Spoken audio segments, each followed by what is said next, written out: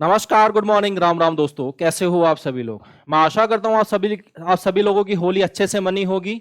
और अभी रिजल्ट भी आया है एसएससी का। उसमें जो भी बच्चे सेलेक्ट हुए हैं उन सभी को मेरी तरफ से तहे दिल से शुभकामनाएं। और जो बच्चे डिजर्विंग कैंडिडेट थे उन्हीं के बारे में हम बात करेंगे जिनका सिलेक्शन नहीं हुआ है। ठीक है, मैं उनके साथ हूँ। ठीक है, तो उसी के बारे में हम आज यहाँ बात करने वाले हैं, एसएससी स्कैम। यहाँ पर इसी का एक बड़ा मुद्दा चल रहा है यहाँ पर। अभी पीछे क्या हुआ, 2-3 दिन पहले से जब से रिजल्ट आया है, तो मेरा पेड बैच चलता है, उसमें क्या होता है कि अभी बच्चों की जैसे ही रिजल्ट आया तो क्या हुआ कि बच्चों का जो ऑनलाइन क्लास जो ऑनलाइन लेते थे बच्चे वो कम हो गए। तो मुझे समझ नहीं आया, मुझे लगा कि यार होली की वजह से यहाँ पर बच्चे कम हो गए। पर जैसे मैंने देखा बच्चों से, फिर मैंने बात की तो उन्होंने बोला कि सर आपने रिजल्ट देखा, आपने कट ऑफ देखी कितनी हाई गई है, तो सर हम इसको क्विट करना चाहते हैं एसएससी को, सर हमारा मन नहीं कर रहा। Sir 93% cut off, 95% cut off, 368 number marks cut off जा रहा है सर नारकोटिक इंस्पेक्टर्स का। तो सर ये ऐसा कैसे क्या हो सकता है। कई कई बच्चे ऐसे हैं सर जिसमें 330 मार्क्स जिनके आ चुके हैं उनका सिलेक्शन नहीं हुआ, जिनके मार्क्स 321 हैं उनका सिलेक्शन हो गया। ठीक है, उनको एएसओ इन सीएसएस मिल गया। तो सर ऐसा क्या हुआ है, तो हम इसी के बारे में पूरी चर्चा आज करने वाले हैं। यहाँ पर पूरा डिस्क्रिप्शन में यहाँ पर आपको बताने वाला हूँ कैसे कैसे क्या हुआ है। आपको ये वीडियो एक दिन लेट मिलने वाला है, कुछ टेक्निकल इश्यू हो गया मेरे यूट्यूब पर। ठीक है, तो यहां पर हम इसी के बारे में कुछ बात करते हैं और आगे क्या प्रोसीड करने वाले हैं हम सब कुछ इसमें बात करेंगे। ठीक है, कई बच्चे यहां पर ऐसा हो रहा होगा उन लोगों को कि यार ये बंदा फेमस होने के लिए आया है, छोटा सा यूट्यूब चैनल है। तो मैं आप लोगों से हाथ जोड़ के रिक्वेस्ट करता हूं इस चैनल को सब्सक्राइब मत करना। अगर इस वीडियो को देखते हुए आप लोग ना इस वीडियो को लाइक करना है, सिर्फ करना है तो शेयर कर देना जिस तक लोगों तक इंफॉर्मेशन पहुंच सके। और मैं बिल्कुल आपको ये नहीं बोल रहा कि इसको शेयर करो, इसको सब्सक्राइब करो, इसको लाइक करो। ठीक है, तो हम यहां पर देखते हैं कैसे कैसे यहां पर स्कैम हुआ है। और ये स्कैम आज ये 2024 की ही बात नहीं है कि 2024 में ही स्कैम हुआ है। ये एसएससी पिछले 2017 से जो चल रहा है, ये 2017 से गड़बड़ करती जा रही है और ना किसी की ये सुनती है, ना इसके कान में जू रेंगती है। अब हमारा समय आ चुका है कि हमें खड़े होना है, एक साथ खड़े होना है और इसके खिलाफ कदम उठाना है। यही यहां पर एक सॉल्यूशन नहीं है कि आप एसएससी के एग्जाम को क्विट कर दो, ये सॉल्यूशन नहीं है भाई। कोई से भी कमीशन में जाओ इंडिया में, हर में स्थिति ऐसी ही दिखेगी आपको। तो जब तक आप खुद के लिए लड़ोगे नहीं, कुछ नहीं होगा।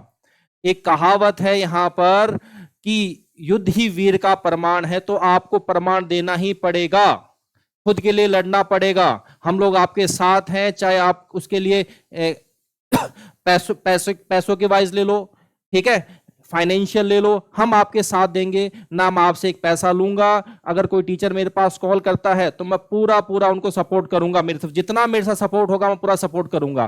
ठीक है, तो हम थोड़ा सा चर्चा कर लेते हैं यहाँ पर ये स्कैम कैसे हुआ है। इतना बड़ा स्कैम, अब तो एसएससी को जवाब देना ही पड़ेगा। आप देखो यहाँ पर, देखो नॉर्मल चीज हम देखते हैं। यहाँ पर मैं नॉर्मलाइजेशन लिस्ट की बात करता हूं। यहां पर कुछ मेरे पास ये डाटा है, यहां पर एक रोल नंबर है, यहां पर ये ओबीसी का है। इस बच्चे की यहां पर जो कट ऑफ वो एआईआर रैंक है 2160 है, इसको एएसओ मिला है आईबी में। ठीक है, इसका पेपर था 18 जनवरी को, कोई बात नहीं, कोई इश्यू नहीं। अब इसके जो रॉ मार्क्स हैं वो है 263। इसका मतलब कट ऑफ 350.50 और मार्क्स कितने हैं 263।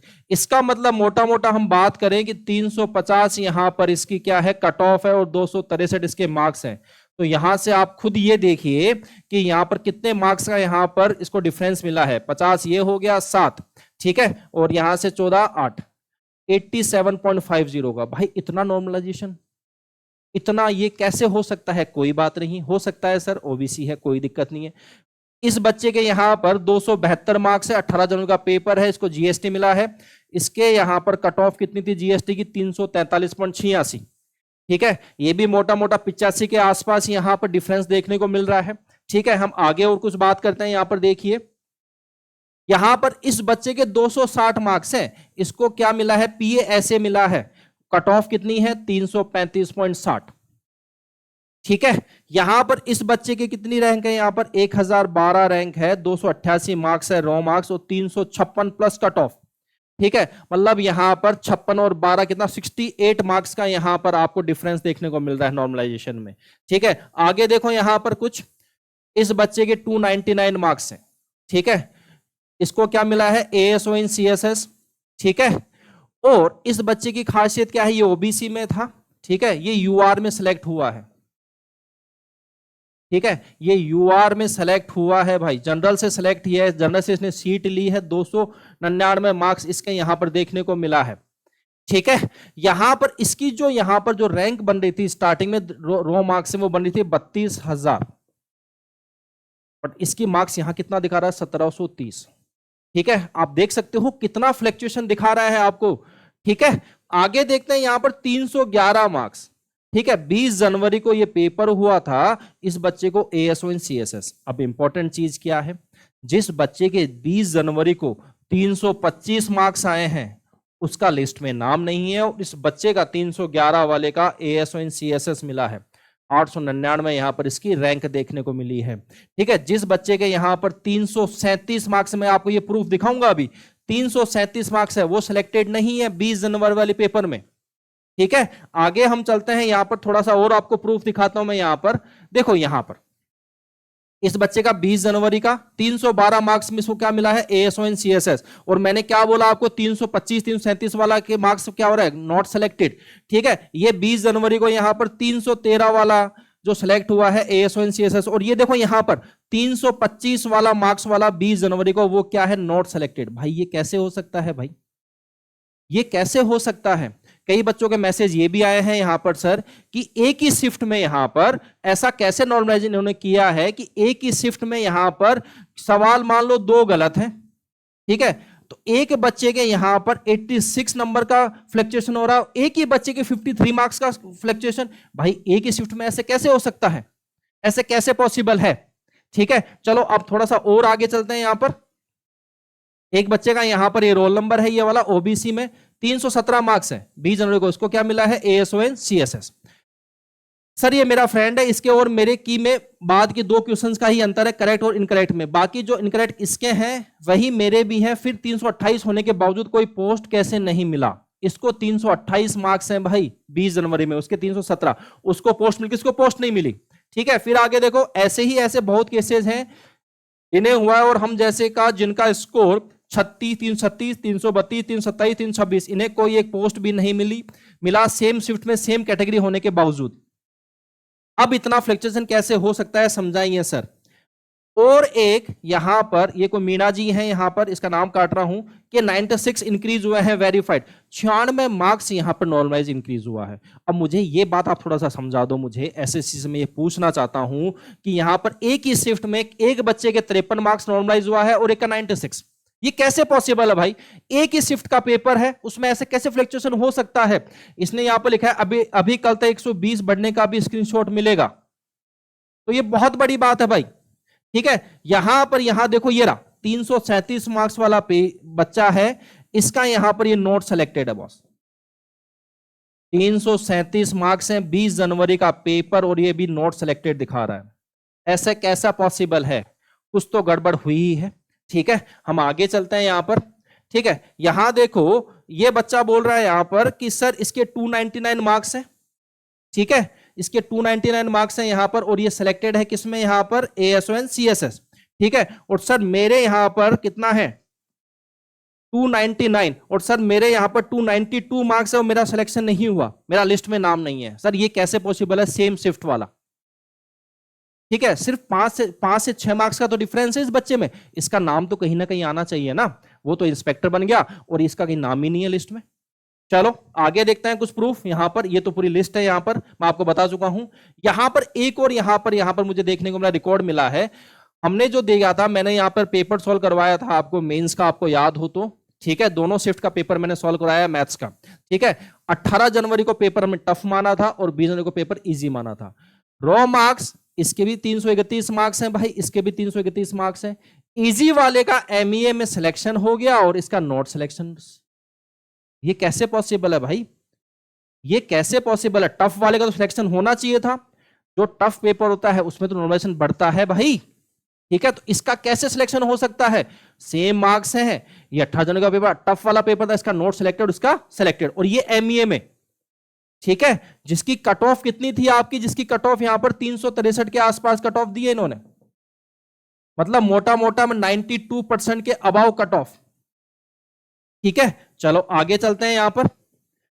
यहां पर ये देखो कट ऑफ देखो आप लोग, हम कट ऑफ की अगर बात करें, छोटा सा एक यहां पर कट ऑफ, इस पॉइंट पर भी हम बात करते हैं। एमईए की कट ऑफ कितनी है? 362.5, मतलब मोटा मोटा 92% से अबाव कट ऑफ। भाई कौन सा बोर्ड एग्जाम ले रहे हो आप लोग, मुझे इतना समझा दो। बोर्ड एग्जाम में भी आज के 3 साल पहले, मैं आज की बात नहीं कर रहा, आज के 3 साल पहले भी 92% वाला बंदा टॉपर होता था। ठीक है, ये तो कॉम्पिटिटिव एग्जाम है भाई। ठीक है, यहां पर देखो सीएसएस में 353.2, मतलब ये भी मोटा मोटा 90% मार्क्स आपको लाने ही पड़ेंगे। एक्साइज में 348.3 cut off, income tax inspector 357.3, ASO in ECI में 361.72, एएसओ इन एमओपीए 365.04। मान लिया इसमें सीट कम थी एमओपीए में, तो फिर भी कट ऑफ इतनी 365.04। ठीक है, आप देखो नारकोटिक इंस्पेक्टर की, इसने तो बवाल मचा दिया भाई, 368.36 कट ऑफ, 95% कट ऑफ। गजब। आपको अगर टीए भी बनना है ना, ठीक है, अगर आपको यहां पर टीए बनना है तो उसकी कट ऑफ कितनी है? 341.1। इसका मतलब कितना हो गया? 82 से 85% कट ऑफ आपको नंबर लाने पड़ेंगे सिर्फ टीए बनने के लिए। इंस्पेक्टर के लिए तो आपको कहां से जाना पड़ेगा? 92 से 95% तक। मतलब एक सवाल भी गलत नहीं होना चाहिए आप लोगों का। ऐसा कहीं पॉसिबल है? नेगेटिव मार्किंग और है। ठीक है, आगे चले यहां पर। अब हमारे पास जो पॉइंट्स हैं, यहां पर जो पॉइंट आपको देखने को मिलेंगे, वो पॉइंट्स हमारे पास क्या क्या है कि एसएससी जवाब दो। इसमें हम जो बात करने वाले हैं, इसमें पहला पॉइंट क्या है? मेंस मल्टीपल शिफ्ट में क्यों? बिल्कुल सही भाई, मेंस मल्टीपल शिफ्ट में क्यों हो रहा है भाई? ठीक है, पेपर तो वैसे भी ऑनलाइन हो रहा है, ऑफलाइन तो है नहीं। ठीक है, कि आपके पास इंफ्रास्ट्रक्चर नहीं है, ये तो ऑनलाइन पेपर हो रहा है, तो भाई एक शिफ्ट में पेपर ले सकते हो आप लोग। बट एक शिफ्ट में कैसे पेपर ले लेंगे भाई? ठीक है, फिर ये स्कैम कैसे करेंगे? दूसरा यहां पर क्या है? पेपर में मल्टीपल क्वेश्चंस गलत।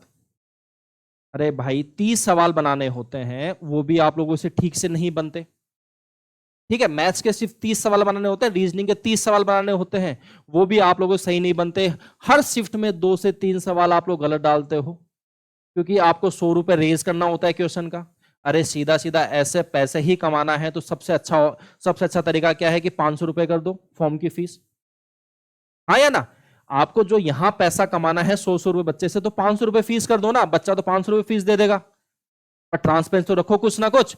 तीसरा पॉइंट यहां पर क्या है? नॉर्मलाइजेशन में एबनॉर्मल मार्क्स बढ़ रहे हैं। बिल्कुल भाई, ऐसा कैसे पॉसिबल हो सकता है कि एक ही शिफ्ट में एक बच्चे के 96 मार्क्स की बढ़ोतरी हो रही है और एक बच्चे के 50 मार्क्स की बढ़ोतरी हो रही है एक ही शिफ्ट में भाई? उस शिफ्ट में दोनों सवाल गलत है, ठीक है, फिर भी यहां पर एक ही बच्चे के नॉर्मलाइज में 96, एक के 50। ये कैसे पॉसिबल हो सकता है? ठीक है, और इतने तो मार्क्स कैसे बढ़ सकते हैं? 96 मार्क्स। अगला पॉइंट क्या है? फाइनल आंसर की इन्होंने दी नहीं और उससे पहले इन्होंने क्या करा दिया? पोस्ट प्रेफरेंस बढ़ा ली। भाई कैसे बढ़ा लिया आप लोगों ने? किस बेसिस पे बच्चा पोस्ट प्रेफरेंस भरेगा? मुझे इतना साफ समझा दो। किस रीजन, कैसे ये भरेगा? उसको पता कैसे चलेगा कि मेरे कितने मार्क्स है, मैं कैसे इसे भर सकता हूं? तो ये तो आपको आंसर की जारी करनी चाहिए थी पहले, फाइनल आंसर की, कि कौन सा सवाल हमने गलत रखा है, कौन सा हमने सही रखा है। ठीक है, यहां पर दूसरी बात, सबसे इंपॉर्टेंट पॉइंट, एग्जाम लेवल। भाई चाहे आप एसएससी का एग्जाम ले लो, एसएससी यहां पर सीजीएल का एग्जाम ले लो, चाहे सीएचएसएल का एग्जाम ले लो, चाहे आप एमटीएस का ले लो, चाहे जीडी का एग्जाम ले लो, कोई से भी एग्जाम यहां पर उठा लो, सबका लेवल सेम देखने को मिलता है। अरे भाई आप इसमें इंस्पेक्टर बना रहे हो सीजीएल में, सीएचएसएल में आप यहां पर क्लर्क बना रहे हो, एमटीएस में अलग बना रहे हो, एमटीएस उससे नीचे होगा, जीडी अलग बना रहे हो, फिर भी आप लेवल सेम रख रहे हो। ऐसे कैसे पॉसिबल हो सकता है भाई? इतनी ही बात नहीं है, बात क्या है कि एसएससी सीजीएल का जो प्री का लेवल होता है उससे कम लेवल ये मेंस का रखते हैं। मुझे ये समझ नहीं आया क्यों भाई? फिर मेंस लेने की जरूरत क्या है? सीधा सीधा प्री लेके खत्म कर दो काम खेल। यहां पर जरूरत कहां हो रही है? यहां पर आपको प्री मेंस लेने की जरूरत कहां हो रही है? इतने टुच्चे टुच्चे सवाल पूछे जाते हैं मेंस में, बच्चे को, मतलब जो बच्चा तैयारी कर रहा है तो वो डिफरेंस ही पैदा नहीं कर पाता कि कौन बच्चा यहां पर इंटेलिजेंट है, कौन बच्चा यहां पर जिसने तैयारी नहीं की है, जिसने तैयारी नहीं की वो भी 27-28 क्वेश्चन सवाल ठोक रहा है, जिसने तैयारी की है वो भी 27-28 क्वेश्चन कर रहा है, जिसमें 2 सवाल तो आपके वैसे गलत है। तो कैसे आप यहां पर वो करोगे, वेरीफाई करोगे कि कौन सा बच्चा अच्छा है, कौन सा बच्चा बुरा है? ठीक है। दूसरी बात, इसमें यहां पर जीके की हम बात करें, अभी मेरे पास कोई डाटा है, सर बता रहे हैं मेरे को एक, कि यहां पर दो सवाल दिए इन्होंने। इश्क वाला लव की रिकॉर्डिंग में प्रसिद्ध गायिका, ठीक है, इश्क वाला लव में तो उन्होंने सवाल दिया है, उसमें क्या आंसर आया है? नीति मोहन। अरे भाई, ये नीति मोहन, ये कौन है नीति मोहन? ये नीति मोहन कौन है? ठीक है, इसको तो इसके घर वाले तक नहीं जानते नीति मोहन को, तो कि बेटा तू कब फेमस हो गई इसके लिए? तो ये पता क्या बोलती है, अरे पापा एसएससी में क्वेश्चन आया है, वो मैंने गाना रिकॉर्ड किया था ना उससे मैं, तो ये वो रिकॉर्ड गाने से फेमस नहीं हुई, एसएससी में यहाँ पर 20 लाख बच्चे फॉर्म भरते हैं, वो एग्जाम देते हैं, तो वो सवाल उन्होंने देखा तो वहां से फेमस हो गई कि नीति मोहन कोई है जिसने गाना गाया है। ठीक है, यहां पर एक सवाल था लंदन ठुमकता, ये सवाल पूछा है यहां पर, लंदन ठुमकता से कौन सी गायिका फेमस हुई है? तो यहां पर क्या है? नेहा कक्कड़। अरे भाई, ये नेहा कक्कड़ कौन है? नेहा कक्कड़ को तो उसका पति तक नहीं जानता कि भाई तू इतनी अच्छी गायिका है क्या, और एसएससी इसको पता नहीं कौन सा क्या बना रहा है। ये तो सवाल है, इनका लेवल है पूछने का, आप खुद देखो। जिन गायकों को उनके घर वाले तक नहीं जानते कि ये इतना अच्छा गा सकते हैं, वहां एसएससी इनको फेमस करने में लगा हुआ है। इनका औचित्य क्या है इन क्वेश्चंस का देने का? ठीक है, लास्ट में यहां पर वेटिंग लिस्ट की हम बात करें कि waiting list, sir waiting list क्यों नहीं आती? तो ये तो एसएससी का शुरू से फंडा रहा है कि हमें वेटिंग लिस्ट देनी ही नहीं है, हम वेटिंग लिस्ट दे देंगे तो हमारी पोल खुल जाएगी।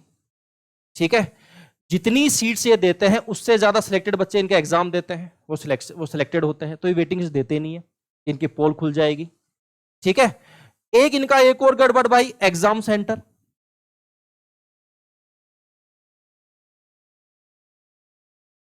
भाई एग्जाम सेंटर, इतना बच्चा दूर दूर एग्जाम देने जाता है, इतना क्यों? ऐसा क्यों होता है? जब जो बच्चा जयपुर का है, वो जयपुर में इतनी फैसिलिटी, इतना इंफ्रास्ट्रक्चर है, तो जयपुर में एग्जाम क्यों नहीं दिलवाते हो? आप ऐसे तो बहुत चेक करते हो कि आप भाई टी शर्ट खोल दो, टी शर्ट के ये बाजू ऊपर होनी चाहिए, ये बाजू पूरी नहीं होनी चाहिए, ये बाल ऐसे हैं, बाल को ऊपर करो, ये बाल में कलर क्यों कर लिया आपने? ठीक है, आंखों में ऐसा क्यों, आंखें खोल क्यों रखी है, आंखें बंद करो हमारे लोगों के सामने। ठीक है, जब इतनी चेकिंग आप लोगों के पास है, तो एग्जाम सेंटर आप होम स्टेट में क्यों नहीं देते हो? इतना बच्चों को भगाते क्यों हो? ठीक है, तो ये हमारे 7 पॉइंट है जिसके लिए हम बोलते हैं एसएससी जवाब दो। इसके अलावा यहां पर हम आगे जो है, यहां पर अब हमें क्या करना है? देखो भाई, हम 2017 से यहां पर ट्विटर कैंपेन कर रहे हैं, ठीक है, पर एसएससी सुन नहीं रहा। 2017 वाले एग्जाम में गड़बड़ हुई, 23 वाले में गड़बड़ हुई, अब ये 24 वाले तो प्री से लेके मेंस तक पूरी गड़बड़ चल रही है यहां तक। ठीक है, तो ये सॉल्यूशन नहीं है यहां पर कि आपको एसएससी को क्विट कर दो, ये कोई सॉल्यूशन नहीं है भाई, मैं फिर बोल रहा हूं आपको, एसएससी क्विट करने का कोई सॉल्यूशन नहीं है। कौन सा एग्जाम दोगे आप? जो बच्चा 30 साल का हो गया वो क्या करेगा भाई? ठीक है, इतनी उसने तैयारी कर ली है, हर कमीशन में गड़बड़ है, तो हमें लड़ना पड़ेगा, लड़के ही हम जीत सकते हैं। ये इसका कोई मतलब नहीं है ट्विटर कैंपेन करने का यहां पर। ठीक है, ये हर बार फेल हो रहा है, सरकार सुनती नहीं है यहां पर। ऑफलाइन प्रोटेस्ट 2017 में किया था, बहुत महा प्रोटेस्ट हुआ था, उसमें ये पूरी तरह से फेल हुआ था। ठीक है, पूरे डॉक्यूमेंट्स यहां पर सबके सामने आ गए थे, उसके बावजूद भी यहां पर गवर्नमेंट ने नहीं माना, तो सिर्फ एक ऑप्शन बचता है, वो है कोर्ट केस। बिल्कुल ये कोर्ट केस ही बचता है, और मैं आप लोगों के साथ हूं। अब आप लोगों में काफी लोगों का ऐसा हो रहा होगा कि छोटा चैनल है, बंदा अपना फेमस होना चाहता है इसके जरिए, तो भाई मैं फिर आपसे दोबारा बोल रहा हूं, रिक्वेस्ट कर रहा हूं कि इस चैनल को सब्सक्राइब मत करना। अगर इस वीडियो को देखते हुए अगर आपको सब्सक्राइब करना है तो मेरा कंटेंट देखो, जब इसको सब्सक्राइब करना, इस वीडियो को देखते प्लीज सब्सक्राइब मत करना, ठीक है, ना लाइक करना है, सिर्फ शेयर कर देना, ठीक है, जो ये इंफॉर्मेशन आगे तक पहुंच जाए। तो सिर्फ ये कोर्ट केस है, और इसमें मैं बच्चों का पूरा साथ दूंगा, चाहे फाइनेंशियल हो, चाहे तन हो, चाहे मन हो, चाहे धन हो। ठीक है, तीनों तरीके से मैं पूरा साथ रहूंगा आप लोगों के लिए। ठीक है, तो ये इतनी सी पूरी इंफॉर्मेशन थी आप लोगों के लिए। ठीक है, मिलते हैं नई वीडियो के साथ, कुछ और नई इंफॉर्मेशन होगी तो उसके मिलते हैं। कमेंट जरूर करना इस वीडियो के नीचे। ठीक है भाई, थैंक यू।